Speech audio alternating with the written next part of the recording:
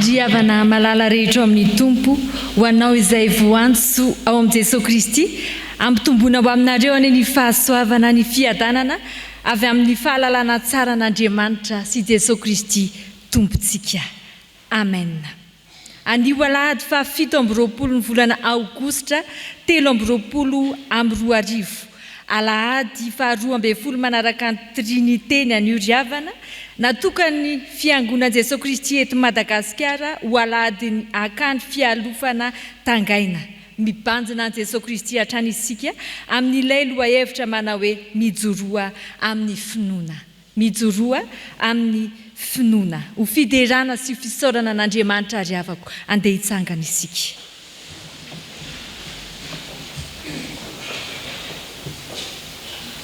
Isika rehetra iara-idiran'Andriamanitra miaraka amin'ny mpanao salamo manao hoe misaorany Jehovah ry fanaiko ary izay rehetra atao anatiko misaorany anarany masina. Misaorany Jehovah ry fanaiko ary aza misy atononao ny fitahindrehetra izay mamela ny heliko rehetra izay manasitrana ny aretinao rehetra izay manavitra ny ainao tsy hidina ny andavaka izay manarona ny famindram-po sy fiantrananao izay mavokisoa ny vavanao ny fahatandranao mody indray toy ny amin'ny voromahery. Jehovah manao fahamarinana sy fitsarana izay rehetra ampahoriana. Amen.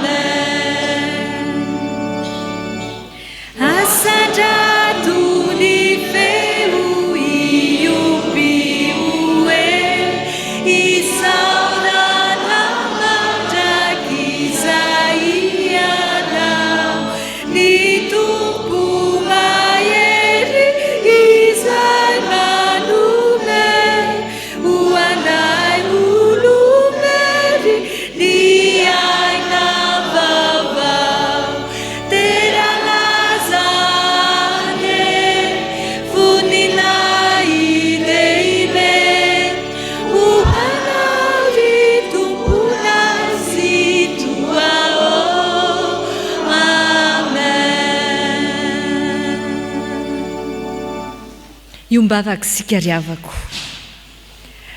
Dia rahalaza no atolotray ho anao ry Andriamanitra tsy toho satria Andriamanitra be voninahitra ianao. Mideranao mandrakariva izay Andriamanitra satria tsy takatry ny sainay ny nitondrahanao ny fiainanay, tsy takatry ny sainay ny nitantananao ny mombanay rehetra. Raha namakivaky fiainana maro be izay nandritra ny herinandro iny. Indreto nampombonao am-pifaliana ato amin'izao tranonao masina izao. Misaotra Andriamanitra noho ny fitiavanao nametraka ny aina indray, ny fahavelomana indray aminay tsirairay avy reto. Misaotra Andriamanitra noho ny amin'ny Jesosy Kristy zanakao izay nomena ho anay. Fa na dia nanota azy izahay dia noho ny amin'ny zanakao dia nahazo famonjena izahay. Misaotra Andriamanitra noho ny amin'ny fanainao masina izay nanaiky ny taridalana anay mandrakarivo, fa maro ny ainanay, maro ny aizikitroka izay nosedrainay, nefa teo ny fanainao masina ny tsilo anay ka natoy izaho anay. Misaotra noho ny amin'ity alahady ity izay omenao anay ahafahana indray Andriamanitra manankina ny fiainanay rehetra eo am-pelantananao.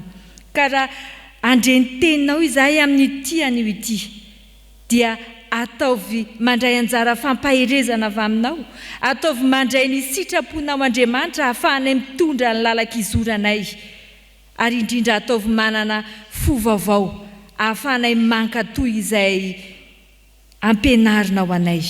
Misaotra ihany koa ny amin'ity fotoana ity izay ahafahanay hitondram-bavaka ny akanjo fialofana tangaina. Mpiara-miasa aminao zahay Jesosy ka irina indrindra ny fanainao masina hitoetra ato anatinay. Ankasitrao ary izao fotoana izao amin'ny anaranao Jesosy no anaovanay ny vavakay. Amen. Sao sika riavana dia tonga ho amin'ny fotoanan'ny ankizy tanora. Andeha hitsangana ny ankizy tanora rehetra.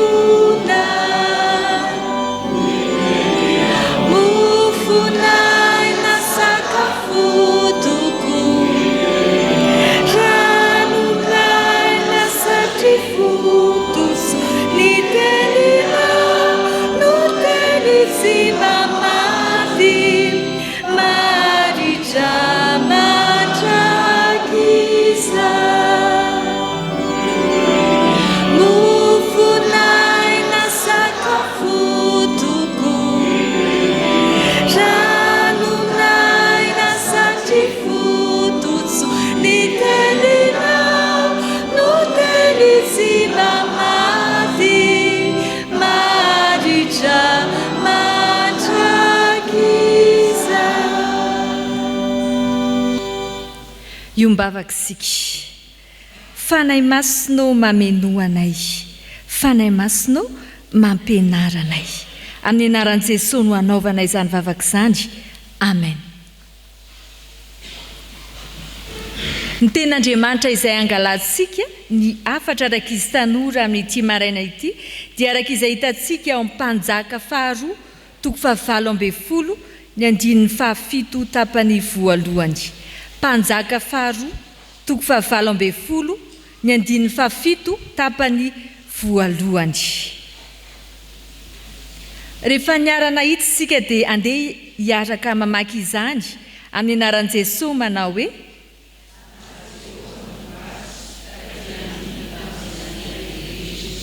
Amen.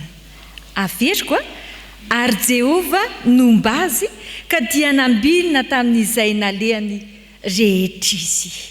Zany ten'Andriamanitra zany ankizy tanora dia milaza hoe rehefa Jehova no momba antsika dia ambinina amin'izay rehetra alehantsika isika ihany koa. Mpivarotra voankazo izy mivady kely ireto, nanana zanaka 7 izy ireo. Mandritra n'izay nivarotany voankazo izay ankizy tanora dia niavaka raha samy niavaka izy. Raha nampitahaina tamin'ireo mpivarotra voankazo namany satria jerena ny fiainan'izy ireo dia tena mandroso tokoa. Ny zanany 5 anata miditra an-tsekoly tsara.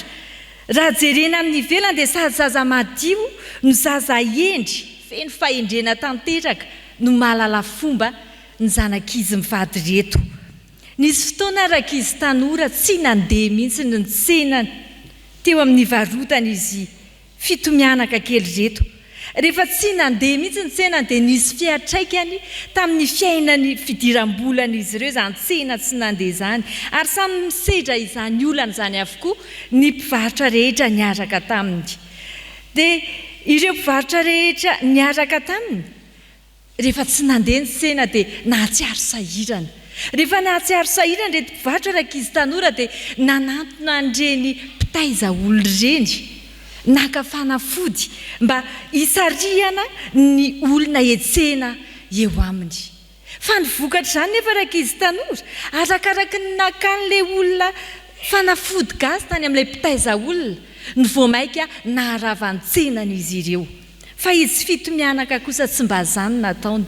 Rehefa hitany tsy nandeha ny tsena, rehefa hitany tsy niditra intsony ny vola tao amin'izy ireo dia nivavaka mafy tamin'Andriamanitra izy fito mianaka reto, ary nanankina ny asany manontolo tamin'Andriamanitra. Inona hozy izy nareo ny fiovam-piainana nisy teo amin'izy fito mianaka? Nisy orinasa avy any ivelany tonga teo amin'zareo, vonina nanampy azy. Ny fanampiana ny orinasa izay nataony tamin'izy fito mianaka reto dia nanangana ny trano tsara tarehy, trano fivarotana izy fito mianaka, ary nolokoana tsara tarehy izany trano fivarotana izany. Dia ny fanampin'izany ihany koa mbola nakana entana tamin'ilay tsara kalitao ny fivarotana izy fito mianaka reto, ary namidy tamin'ny vidiny mirary ny tsena ny voankazo izay namidin'izy ireo. Noho izany fiovana be izany izay nisy teo amin'ny fanampiana izay natao tamin'izy ireo dia maro ny olona ny tonga ny tsena teo amin'izy fito mianaka, anka nandroso tsy tahaka ny teo aloha ny tsena ny zareo. Lasa ambinina ny ohatran'izay nanambinana azy teo aloha izy fito mianaka reto. Ankizy tanora, rehefa Andriamanitra no anankinana ny fiainana dia momba antsika Andriamanitra.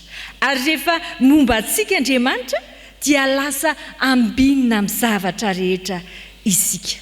Andeha isika hianatra toa nataon'izy fito mianaka reto, manankina ny fiainana amin'Andriamanitra, mivavaka amin'Andriamanitra rehefa sendra fahasarotana. Hoy indrindra ilay tenin'Andriamanitra teo hoe, ary Jehovah nomba azy ka dia nambinina tamin'izay nalehan-drehetra izy.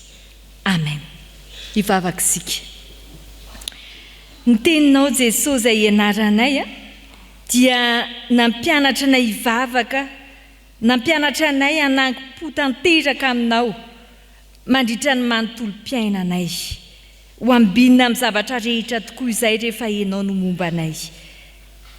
Amin'ny anaran'i Jesosy no hanaovana ny vavakay. Amen.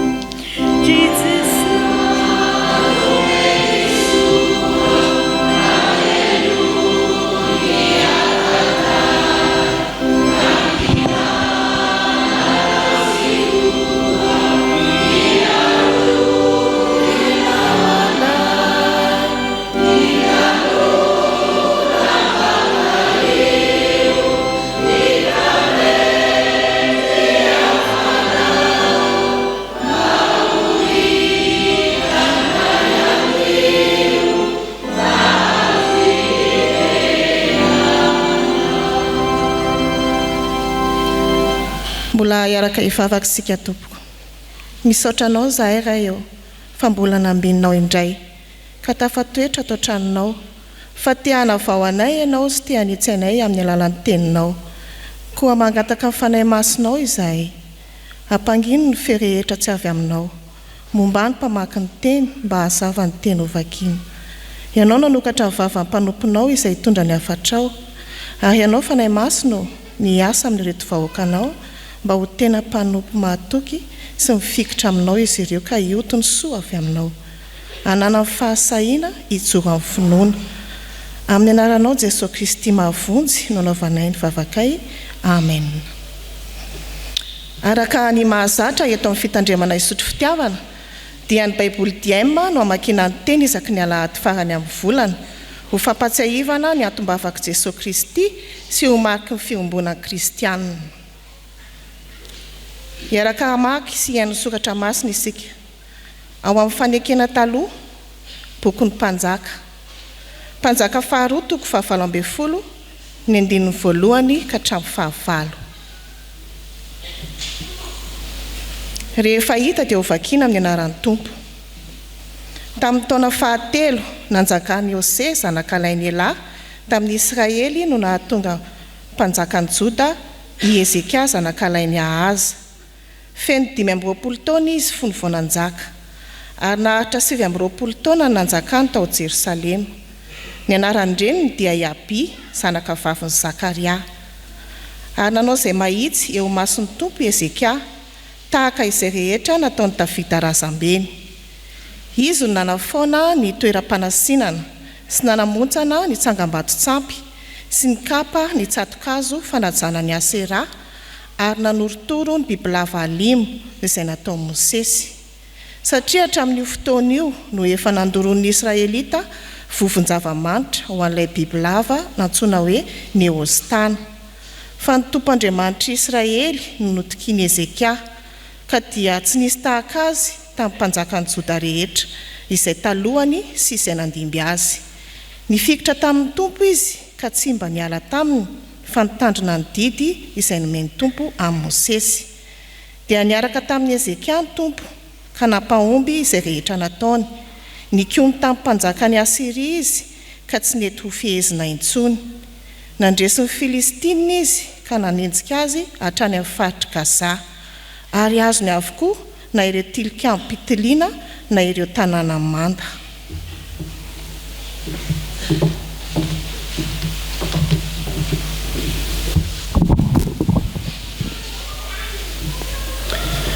Ho toizantsika amin'ny famakiana ny soratra masina ao amin'ny fanekena vaovao filazantsara araka ny Matio toko 7 ny andininy 20 ka hatramin'ny 20. Ary ho faranantsika ny famakiana ny soratra masina ao amin'ny epistily ho an'ny Titosy toko 1 ny andininy 10 ka hatramin'ny 11. Rehefa hita dia voakiana amin'ny anaran'ny Tompo. Fa indro nisy vehivavy mitsidra efa nandritra ny 12 taona, nanantona an'i Jesosy avao ivoho ary nikasika ny sombotra viavin-dambany. Fa hoy izy anakapony, na dia ny lambany fotsiny aza no voakasiko dia ho sitranao. Dia nitodika Jesosy ka nahita azy ary niteny hoe, mahare zanaka, ny finoanao no nahasitrana anao. Ary nanomboka tamin'ny oro io dia sitrana rahavehivavy. Fa maro tokoa indrindra tamin'ireo jiosy tonga kristianina no mikomy sy mandoka ny olona amin'ny taripokaty. Tsy maintsy tampenam-bavy ireo fa mampisavorivory fianakaviana maro, satria mampianatra zavatra tsy tokony ampianarina mba hahazoakarena amin'ny fomba maloto. Kretoa anankiray izay heverin'ny samy kretoa ho mpisolo vavan'Andriamanitra no efa nilaza hoe, mpandainga mandrakariva ny kretoa, biby masika, kambe tenda. Azo antoka izany zavatra ijoroana ho vavolombelona izany, koa reseo lahatra ireo mba hanana finoana tsy misy tomika, mba tsy fikitra intsony amin'ny angano jiosy sy didy nataon'ny olona izay niala tamin'ny fampianarana maro-pototra. Madio avokoa ny zavatra rehetra amin'ny olona madio, fa tsy misy madio na inona amin'ny olona voaloto, sady tsy mino, satria samy efa voaloto na ny sainy na ny fieritreretana. Miaika izy fa mahalala an'Andriamanitra, nefa manda azy amin'ny ataony, ka olona mpanimbazimba sady tsy mba manoa ary tsy mahavita asa soa na inona. Amen.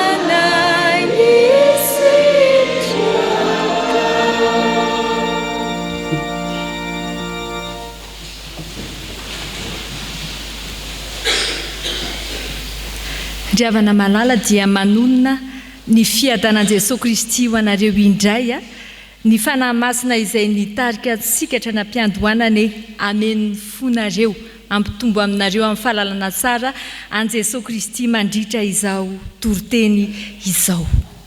Eny amin'ny fiainana eny driavako na eny amin'ny fiainam-pirenena na ao amin'ny fiainan'ny ankohonana indrindra ato amin'ny fiainan'ny fiangonana vao misy zavatra kely iray miseho dia maila keritsika olombelona miteny hoe samotsarainy tantara aleo ny tantara hitsara mbola ho tsaraina sy ny sisa ary tena marina zany driavako satria ninina marina asehontsika ninina zavatra mitranga dia tena ho tsarainy tantara tokoa isika tsirairay avy zany hoe mandravitra tantara isika eto amin'ity tany ity ny fisitsika dia mandravitra ny tantarantsika manokana ny fisitsika tsirairay no mandravitra ny tantaram-piangonantsika isika tsirairay ihany koa no miara mandravitra ny tantaram-pirenentsika dia tena marina tokoa izay zava-mitranga eo dia samotsarainy tantara isika.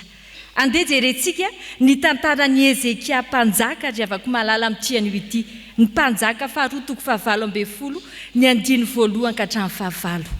Mpanjaka faharoa toko 7 ny 1 ka hatramin'ny 9. Mirakitra indrindra ny tantaran'ny Ezekia mpanjaka ny Joda ny perikiopa riavako. Manana tantarany zany Ezekia zany raha nanaraka tsara ny vaky teny isika izay eo ambany masika raha teo ihany koa. Manana ny tantarany zany mpanjaka Ezekia zany ary malaza ho mpanjaka endry. Rehefa nosoratana ny tantarany, rehefa nambara ny tantarany tamin'izay faefana nomen'Andriamanitra azy, resy lahatra ny mpanoratra sy izay namaky ny tantarany fa mpanjaka endry. Izany mpanjaka Ezekia izany. Nandritra ny mpanjaka rehetra nitondra tao Joda dia tena nojerena avokoa ny tantaran'izay mpanjaka ny fandimby fa teo no nanana tantara ratsy. Ary izay ihany ny fiainana rehefa manoratra tantara na tantara tsara na tantara ratsy nosoratantsika eto amin'ity fiainana ity. Rehefa mijery zao tsika ny tantarany mpanjaka Ahaza izay ray niteraka ny Ezekia dia nalaza tamin'ny tantara ratsy izy. Rehefa nijerena ny tantarany manontolo ny fomba fitondran'ny fanjakana dia nalaza olona tsy mpanaraka ny sitrapon'Andriamanitra izy ary niala tamin'ny sitrapon'Andriamanitra fa nankasitraka ny fahavalo, nila sitraka, nila ranondranony tamin'ny fahavalo ka nalaza ho mpanjaka ratsy ny rainy Ezekia izay atao hoe Ahaza mpanjaka. Fa Ezekia kosa nanana tantara tsara, nalaza mpanjaka tsara izy teo amin'ny tantarany. Raha isika reto riavana zao no samy hanoratra tantara, andinika ny tantaram-piainantsika nandritra n'izay asa fanompotsika izay mety asoratra ve mpanoratra hoe ndenge mba samy andiny tena kely vetivety mety ateny ve mpanoratra hoe any amin'ny farany pejy ihany hoe Ianna dia mazoto tamin'ny asan'Andriamanitra. Ianna dia mpanolo tena mandrakariva amin'ny asan'Andriamanitra. Ianna dia tena tsara fiasa tamin'ny asan'Andriamanitra. Sa mety inona reny ho soratan'ny tantara? Raha manoratra ny tantara mpiainantsika amin'ny asa fanompoana ny mpanoratra. Izay inoko fa tsy misy isafidy tantara ratsy isika. Fa samy mikendry anana tantara tsara toa ny Ezekia mpanjaka ihany koa. Lalana roa riavako no atoron'izao tenin'Andriamanitra izao. Lalana roa no atorony tantarany Ezekia mpanjaka mba hananantsika tantara tsara. Satria dia marina tokoa fa samy ho tsarainy tantara isika. Ho tsarainy tantara isika rehefa tonga any ny any aorinany. Fantaniana petraka ary dia zao, te hanana tantara tsara ve ianao? Te hanana tantara tsara ve ianao amin'ny asa fanompoana izay niantson'Andriamanitra anao? Raha te hanana tantara tsara ianao, voalohany ataovy izay hisandratan'ny voninahitr'Andriamanitra. Riavako, raha te hanana tantara tsara ianao amin'ny fiainanao manontolo indrindra amin'ny asa fanompoana izay nametrahan'Andriamanitra anao, ataovy izay hisandratan'ny voninahitr'Andriamanitra amin'ny fisinao ka masahi mandrava izay karazan-javatra rehetra manakona ny voninahitr'Andriamanitra. Matoa tsy miseho ny voninahitr'Andriamanitra amin'izay toerana alehanao misy zavatra manakona azy ao. Masahi mandrava izany raha te hanana tantara tsara isika. Ezekia mpanjaka vao tonga teo amin'ny fitondrany dia nanavao ny tempolo no nataony voalohany. Nanavao izay nanala izay karazan-javatra rehetra tsy nahazahoan'ny olona nifantoka tamin'Andriamanitra. Eo amin'ny 14 amin'ny mpanjaka faharoa toko 7 io ry havana dia mitantara hoe nandrava ny fitoerana avo ny mpanjaka Ezekia. Nandritra ny taona maro teo foana izany toerana avo izany fa tsy sanikitika ny mpanjaka sasany. Misy ihany koa hoe novakiny ny tsangam-bato sampy. Nandritra ny fotoana maro nisy tao jody izany tsangam-bato sampy izany fa ny mpanjaka teo alohany tsy sanandrava izany. Ny kapany aseriany hazo lehibe izany nanorotoro ny mena ranavarana izay nataony Mosesy antaona ny maro. Sanandrava izany Ezekia satria izany rehetra izany manakona ny voninahitr'Andriamanitra. Eny fa na hoe le sary vongana mena ranavarana nataony Mosesy azy tena sarotiny ny jiosy raha vao zavatry ny Mosesy ny kitikitihana. Fa nanakona ny voninahitr'Andriamanitra. Iny sary mena ranavarana iny ny banjin'ny olona fa tsy nijery an'Andriamanitra ny olona. Noravany Ezekia satria manakona ny voninahitr'Andriamanitra. Ny fahasahiana nandrava, ny fahasahiana namaky, ny fahasahiana nanesitra, ny zavatra rehetra nanakona ny voninahitr'Andriamanitra tao amin'ny tempoly. Dia sahany Ezekia mpanjaka nanala izany satria manakona ny voninahitr'Andriamanitra. Ry havako malala, fahasahiana toy izany no natonga azy ho mpanjaka tsara. Nanana ny tantara hoe mpanjaka endry, mpanjaka nanana an'Andriamanitra. Rehefa manakona ny voninahitr'Andriamanitra dia esory. Tonga amintsika ny tenin'Andriamanitra amin'ny tiany ity. Te hanana tantara tsara ve ianao amin'ny asa fanompoana? Te hanana tantara tsara ve ianao eo amin'ny fiainanao? Masahi mandrava, masahi manositra, masahi manala izay manakona ny voninahitr'Andriamanitra. Nanala ny sampy Ezekia, fa amin'izao fotoana izao ry havako malala betsaka ny endrika sampy izay miseho ato anatin'ny fiangonana. Betsaka ny karazan-javatra asehontsika vahoaka an'Andriamanitra manala ny voninahitr'Andriamanitra. Raha tsy teny fotsiny ihany toetrany tsirairay izay maka fitoerana avo. Inona moa ilay fitoerana avo?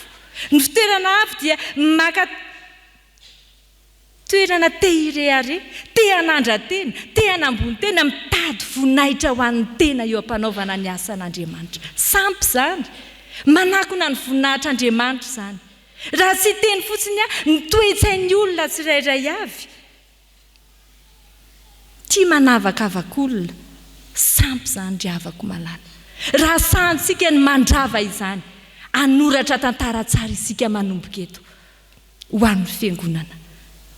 Mahasahi mandrava, mahasahi manova, mahasahi mametraka ny voninahitr'Andriamanitra eo amin'ny sehatra izay misy anao. Zao ary, raha te hanoratra tantara tsara ianao eo amin'ny fiainanao, aza miankina miery tenanao samirery. Tsy vitanao samirery izany hoe anova zavatra izany fa miankina amin'Andriamanitra. Aza mitoky amin'ny fahaizanao fa ankino amin'Andriamanitra. Ry havana malala, ny fananana tantara tsara dia miainga amin'ny fahasahiana. Ny fahasahiana manala ny faharatsiana rehetra izay misy eo aminao. Andeha andiny tena kely sika ry havana hoe inona ireny zavatra nataontsika manakona ny voninahitr'Andriamanitra, tsy hisehoan'ny voninahitr'Andriamanitra ato amin'ny fiangonana izay misy atsika. Inona ireny toetra mbola tsy mety ataontsika tsy hisehoan'ny voninahitr'Andriamanitra, ka isaky ny mahita antsika ny olona iray dia ny toetra ratsitsika no hitan'ny olona fa tsy mahita an'Andriamanitra izy. Inona ny teny fitenitsika tokony hoesorina amin'ny vavantsika, tsy hisehoan'ny voninahitr'Andriamanitra ka tafitohana ny olona vao mahita antsika. raha sa mandiny tena foy ao anatin'izany isika ka sa manala sa manongotra izay tsy mety ataosika anana tantara tsara isika izay sa no anana tantara tsara fa zay tsy sa dia ratsy ny tantarany ry havana malala tianao ve ny anana tantara tsara amin'ny asa fanompoana ataovy izay isandratan'ny voninahitr'Andriamanitra aza manandra-tena amin'ny fanompoana an'Andriamanitra fa ny faharoa izay nataony Ezekia ihany koa dia izao tia anana tantara tsara izy mipetraka amintsika ny fanontaniana hoe tianao ve ny anana tantara tsara amin'ny asa fanompoana faharoa mijoroa amin'ny finoana mandrakariva mijoroa amin'ny finoana mandrakariva ny fijoroana amin'ny finoana ry havako malala ny lakile amin'ny fahombiazana ananana tantara tsara ny fijoroana amin'ny finoana no lakile amin'ny fahombiazana ananana tantara tsara raha tsy manana finoana ianao tsy manana fanalahidy idirana ho any amin'ny vavadiny tantara tsara aizany any amin'ny fiainana mandrakizay raha tsy mijoro amin'ny finoana ianao tsy ho tafiditra ho isan'ny mpandovany fiainana mandrakizay dia ny ety an-tany raha tsy manana an'izany lakile amin'ny fahombiazana izany Fjkm aminao ny eo amin'ny 5 Jehovah-Andriamanitry ny Israely no nitokiny ka dia tsy nisy tahaka azy tamin'izay rehetra mpanjakany Joda na tao arinany na teo alohany zany ny tantaran'i Ezekia zany ny fifikirany tamin'Andriamanitra ny fitokiny tamin'Andriamanitra no nahatonga azy niavaka indrindra niavaka raha samy niavaka teo amin'ny mpanjaka izay nifandimbina teo alohany na tao arinany niavaka izy tamin'ny mpanjaka rehetra isika koa hoe mba te hiavaka amin'ny fahatsarana indraindray misy miavaka amin'ny faharatsiana fa ty mpanjaka ity niavaka amin'ny fahatsarana raha te hiavaka amin'ny fahatsarana mifikira amin'Andriamanitra raha te hiavaka amin'ny fiainana tantara tsara matokia an'Andriamanitra mandrakariva ny olona tsy mifikitra amin'Andriamanitra no miavaka amin'ny faharatsiana dia sika andiny tena vetivety inona mampiavaka atsika miavaka amin'ny fahatsarana ve isika sa inona dia tena mampiavaka atsika loatra amin'ny fisitsika ato amin'ny fiangonana any amin'ny tokantrano any amin'ny firenena any amin'ny fiarahamonina sy any amin'ny asatsika tsika ve ilay miavaka amin'ny fahatsarana hoe iny dia tena zao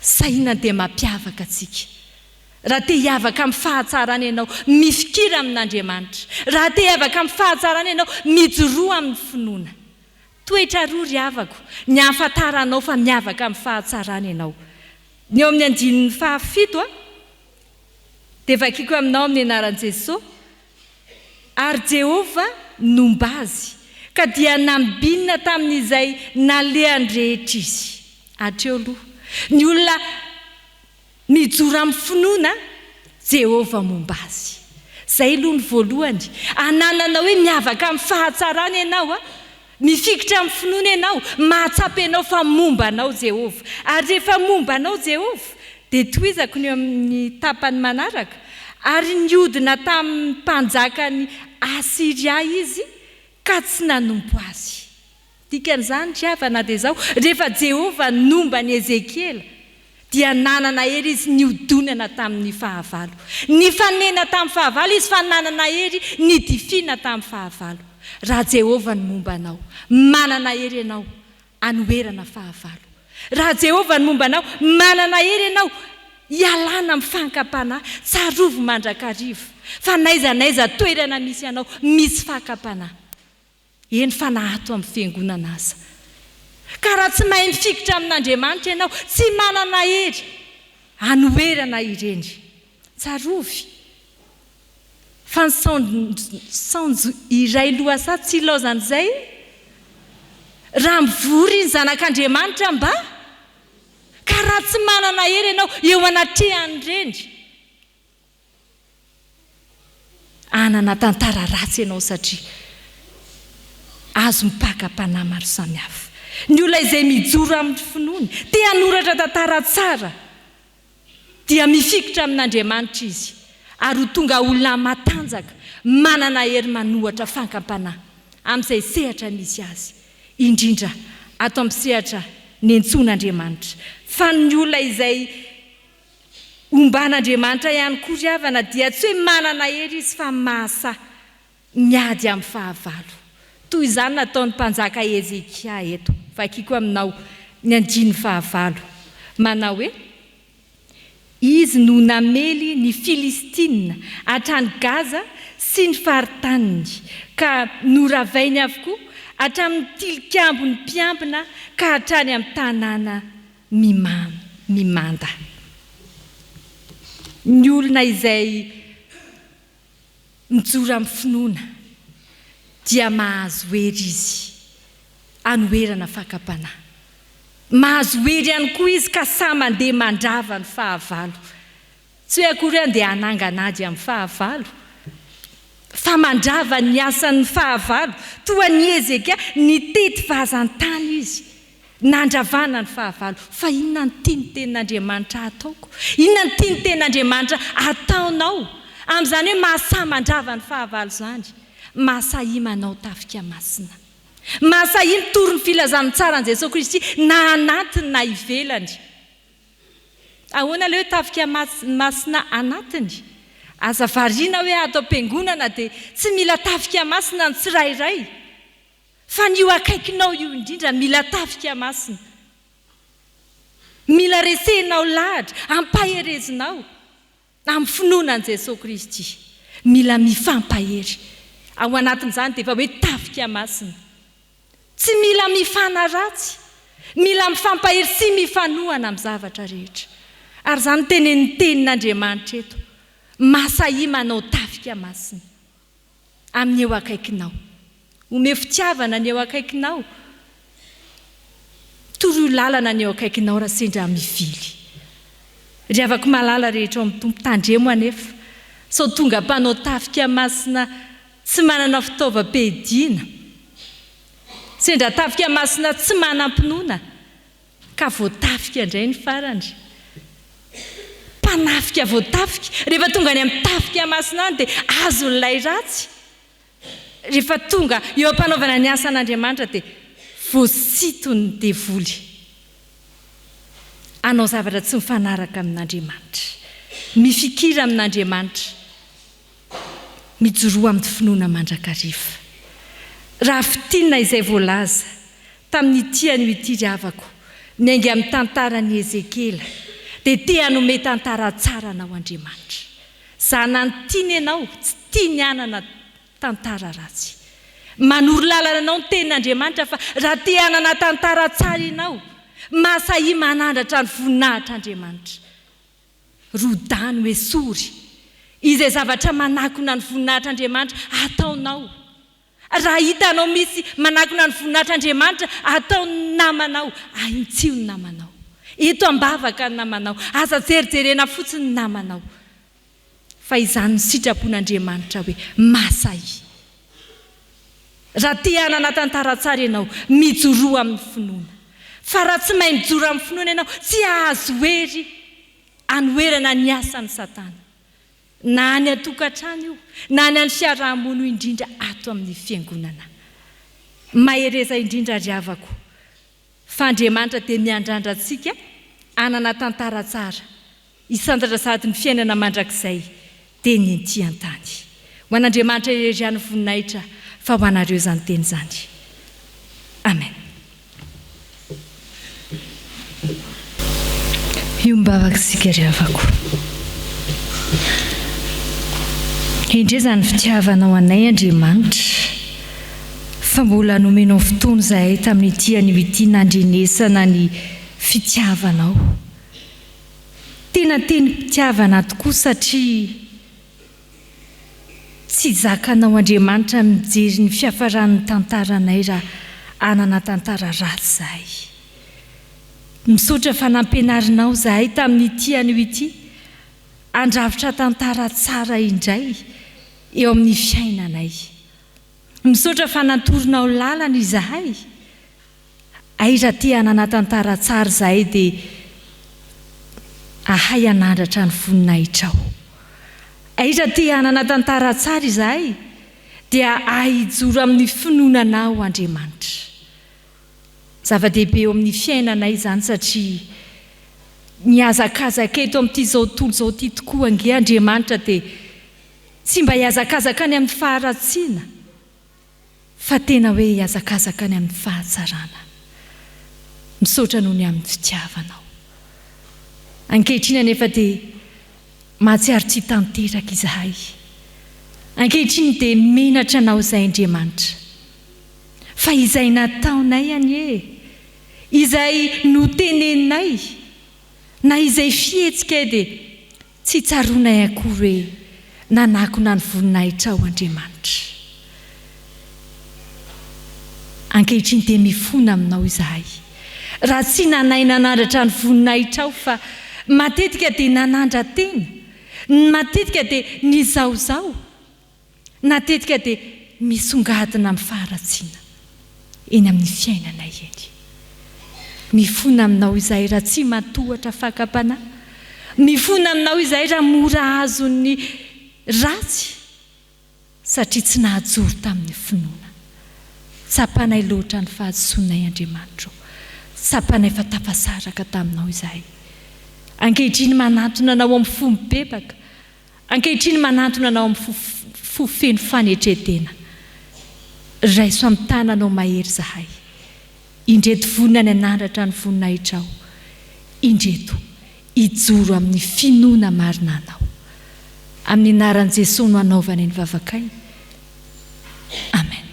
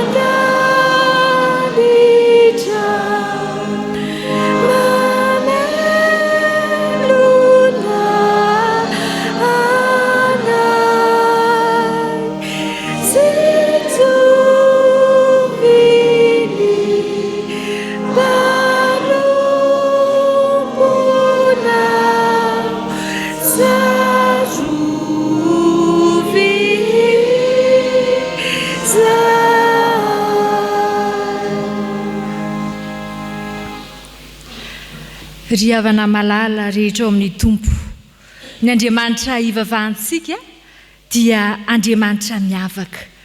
Tsy tiany mijery ny faharavanao, tsy tiany mijery antsika ho ratsy fiafarana. Ho antsika izay nibebaka marina teo anatrehany, tian'Andriamanitra loatra ny manome teny famelan-keloka ho antsika, ahatonga antsika anafiaina-pamonjena. Raiso ampifaliana eo am-pitsanganana ry havana ny teny soa famelan-keloka izay omen'ny tompo antsika. Hoy ny tompo, na dia mandra-panditrareo azy dia tsy miovao, ary mandra-pahafotsy ny volonareo dia izao ihany no hisahirana mitondra anareo. Izao no nanao, ka izao ihany no hidrotro. Eny izao no hitondra sy anafaka anareo. Tongava aminao, araka izay iriny ny fonao, voavelany elokareo, noho ny anarany masina. Alleluia. Amen.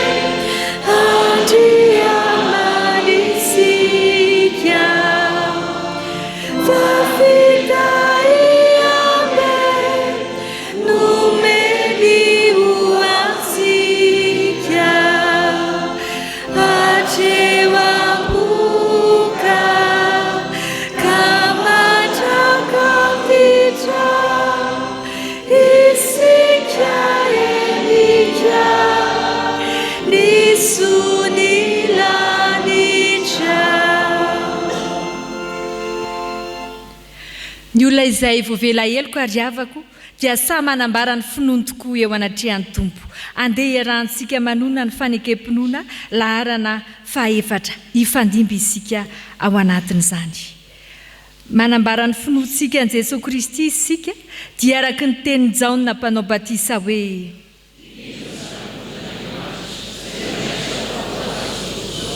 sy araka ny teny nataon'ny Andrea hoe sy araka ny teny nataon'ny Natanaela hoe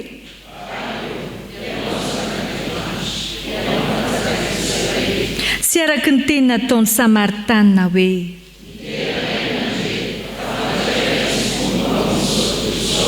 ary araka ny teny nataon'ny Petera hoe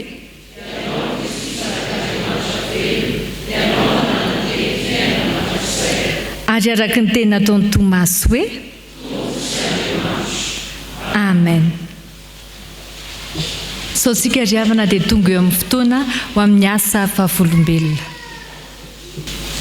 Amin'ny anaran'ny Tompo, fahasany isika voaforona tao amin'ny Kristy Jesosy mba hanao asa tsara.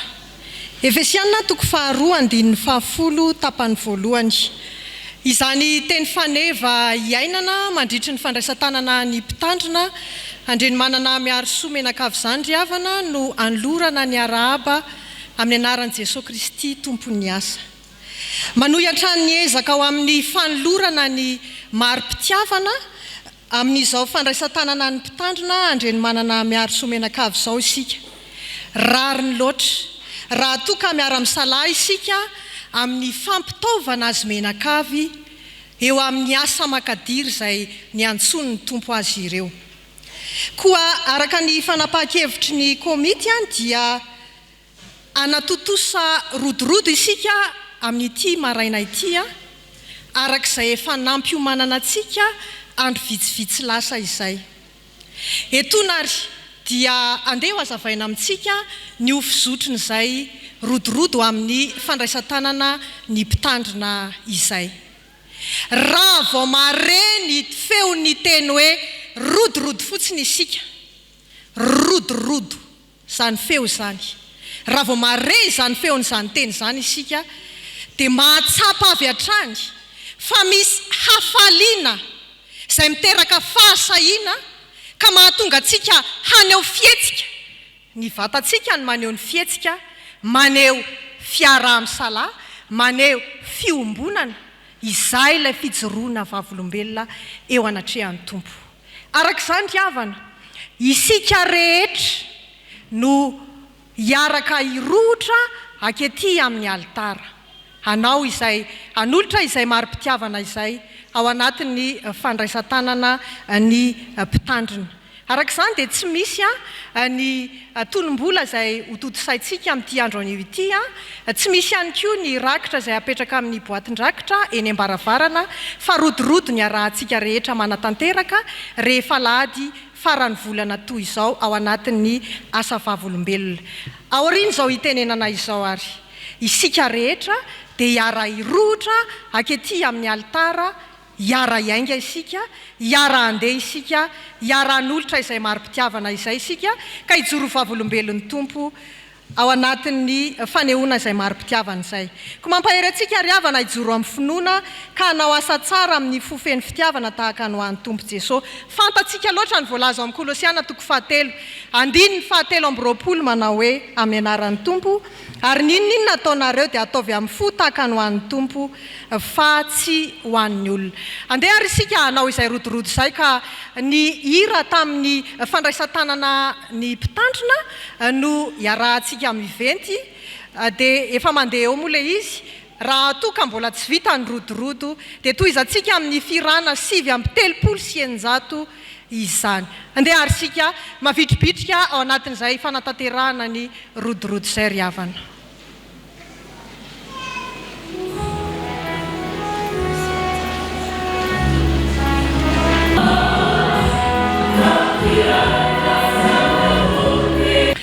Misaotra antompo sika riavana fa afaka nanatanteraka izay rodorodo izay ampatsahivina antsika ihany fa isaky ny alady farany volana no anatotosantsika an'izay rodorodo izay amin'ny volana septambra zany dia ny alady farany volana septambra no anatotosantsika indray ny rodorodo amin'ny fandraisan'ny tanana. Isaorantsika ny tombo andeha sika hiara hitsangana anolotra izao rodorodo izao eo anatrehan'ny tompo.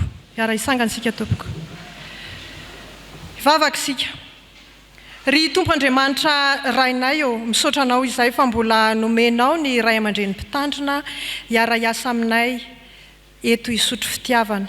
Misaotra anao ny amin'ny fanambinanao anay tsirairay avy sy ny fombanao anay ka mbola nahafahanay nandrotsaka sy nanolotra ary nanolotra izany mari-pitiavana izany ho anao tompo izay tianay sady maminay raha teo.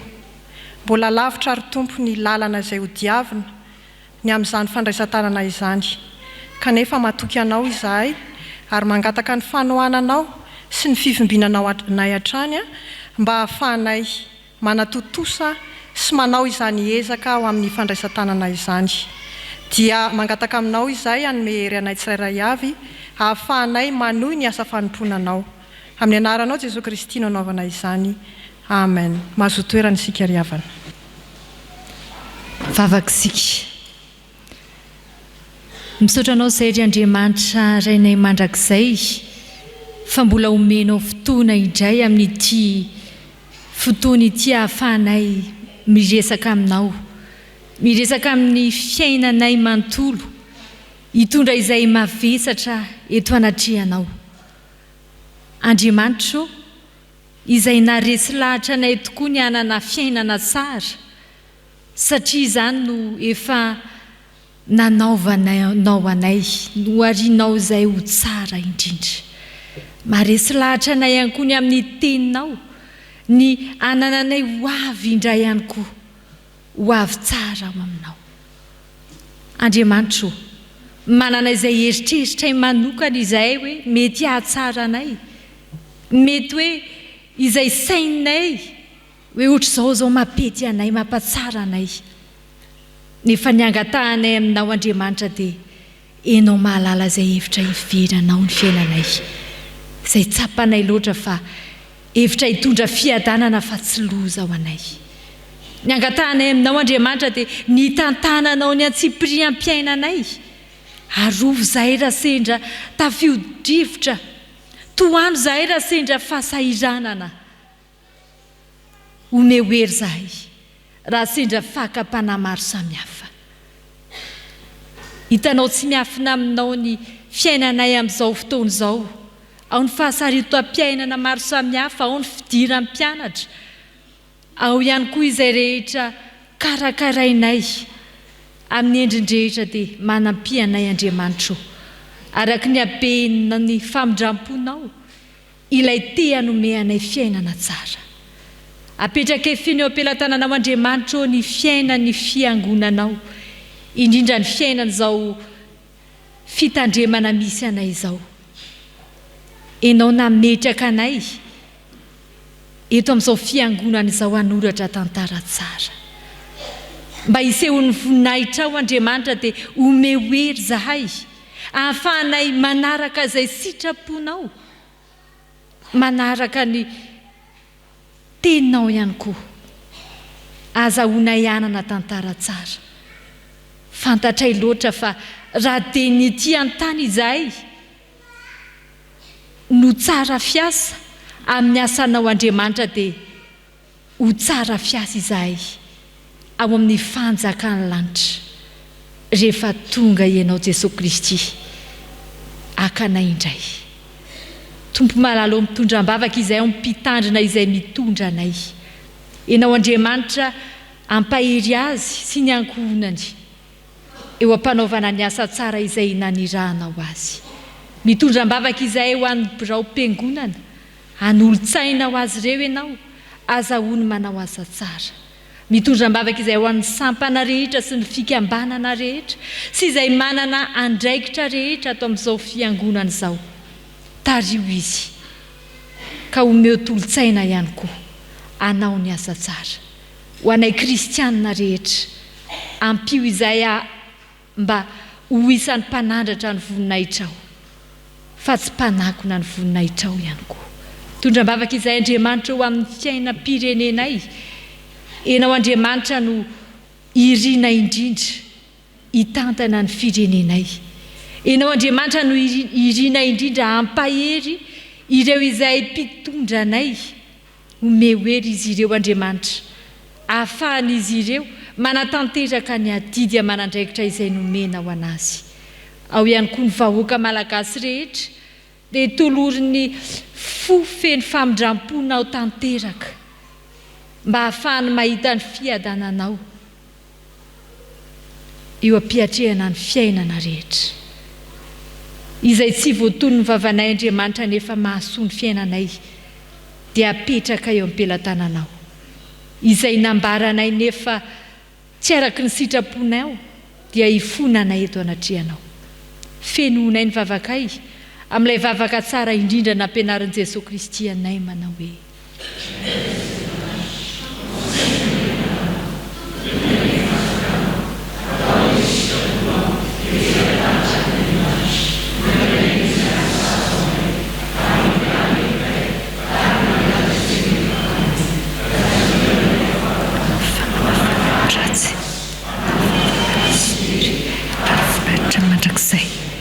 Amen.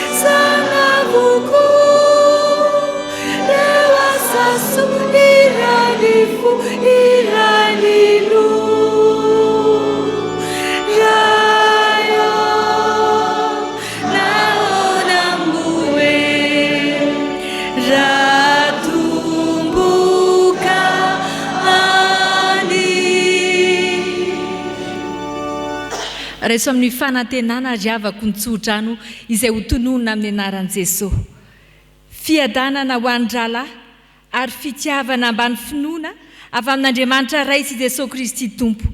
Ny fahasoavana ny eo an'izay rehetra tian'i Jesosy Kristy Tompontsika amin'ny fitiavana tsy mety levina. Amen.